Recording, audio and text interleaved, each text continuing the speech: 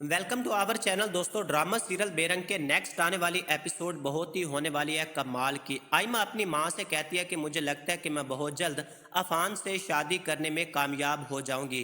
तो दुर्दाना आइमा से कहती है जितना आसान तुम समझ रही हो ना, इतना आसान है ही नहीं।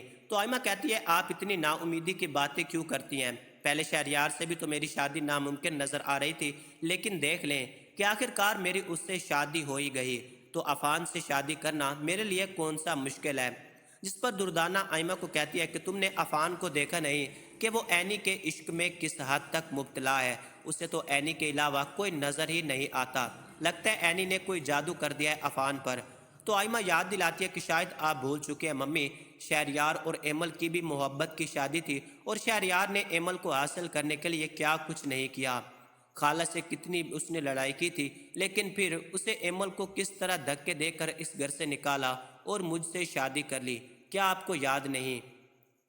तो दुर्दाना आइमा से कहती है ये इतना आसान नहीं। शहरयार की दफ़ा तो उन लोगों की मजबूरी थी, उन्हें शहरयार का बच्चा चाहिए था, लेकिन अब तो उनकी वो हसरत पूरी हो चुकी है। यहाँ गेम ही और है, लेकिन एमल भी सोच चुकी है कि कुछ भी हो जाए वो अफान को इतने आराम से छोड़ने वाली नहीं, क्योंकि उसे दौलत से लालच है। वो इस घर में रहकर उनकी दौलत पर कब्जा करना चाहती है। वो अगर इस घर से चली गई तो वो ये दौलत से महरूम हो जाएगी।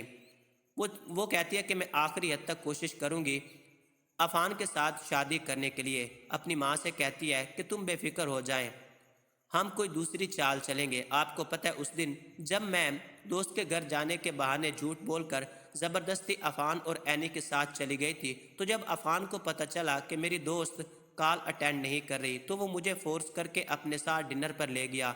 और आप यकीन करें कि उस वक्त एनी की शक्ल तो देखने वाली थी, क्योंकि अफान वहाँ मुस्तकिल मुझे तवज्जो दे रहा था, मेरी फ़िक्र कर रहा था। जब ये लोग खाना खाने के लिए उतरे तो मैंने अफान से कहा कि तुम लोग खाना खाओ, मुझे अच्छा नहीं लग रहा तुम दोनों के साथ इस तरह से ज़बरदस्ती।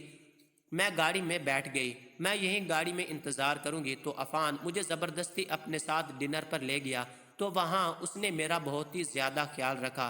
काश आप उस वक्त एनी की शक्ल देख सकती।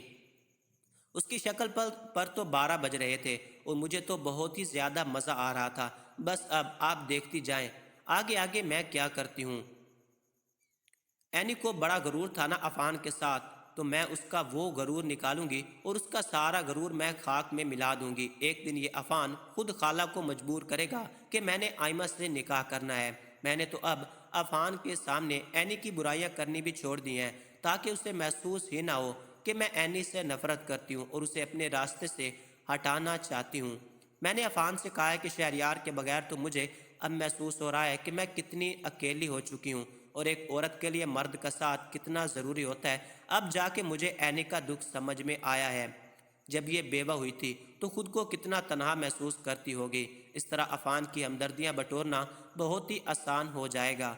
और अब आपने भी खाला के सामने हर वक्त मेरे धड़कने की और रोते रहने की बातें करनी है। उन्हें भी ये एहसास दिलाना होगा कि आइमा कितनी छोटी सी उम्र में बेवा हो गई है और बिल्कुल भी परेशान रहती है। दुर्दाना कहती है कि इसकी तुम फिक्र ही ना करो, तुम देखो तो सही कि बाजी को मैं अपनी बातों में कैसे लेती हूँ। आइमा कहती है कि ये जो एनी मुझे हर वक्त धमकियाँ देती है ना कि मेरे शोर से दूर रहो, और मैं कोई एमल नहीं हूँ जो अपने शोर बड़े आराम से तुम्हारे हवाले कर दूंगी। इस एनी को तो मैं तब पूछूंगी जब अफान खुद मेरे साथ शादी की ख्वाहिश जाहिर करेगा। और मम्मी आप देख लीजिएगा, देखती हैं अफान ऑफिस के लिए निकलने लगा है, पहले ही तैयार होकर उसके इंतज़ार में बाहर खड़ी हो जाती है। अफान उसे समझाता भी है कि आयमा तुम अपनी गाड़ी में ऑफिस में जाया करो, लेकिन उसे कहती है कि क्या ज़रूरत पड़ती है, जब एक गाड़ी ऑफिस में ऑलरेडी जा रही है तो बेहतर है मैं भी उसी गाड़ी में जाऊं। तो वो उसके साथ बैठ जाती है, रास्ते में उससे बातें करने लगती है। ये सब कुछ दोस्तों आप आने वाले एपिसोड में देखने जा रहे हैं। आने वाले एपिसोड में दोस्तों हम ये भी देखने जा रहे हैं कि अब फहद और उसके घर वाले फरी को ज़रा भी इज्जत उसकी नहीं करते, क्योंकि वो जहेज़ में कुछ भी लेकर नहीं आई थी। फरी अब बहुत ही ज़्यादा परेशान हो जाती है, उसको बहुत ही ज़्यादा बातें सुनाती है।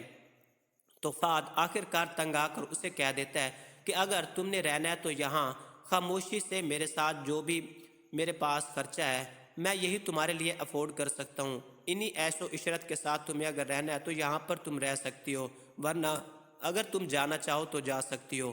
اب فری بہت ہی زیادہ پریشان ہو جاتی ہے۔ یہ سب کچھ دوستوں آپ آنے والے ایپیسوڈ میں دیکھنے جا رہے ہیں۔ ڈرامہ سیریل بے رنگ اگر آپ نہیں دیکھ رہے تو آپ کو ضرور دیکھنا چاہیے۔ ہمارے چینل کو ضرور سبسکرائب کریں۔ مجھے دیجیے اجازت، اللہ حافظ۔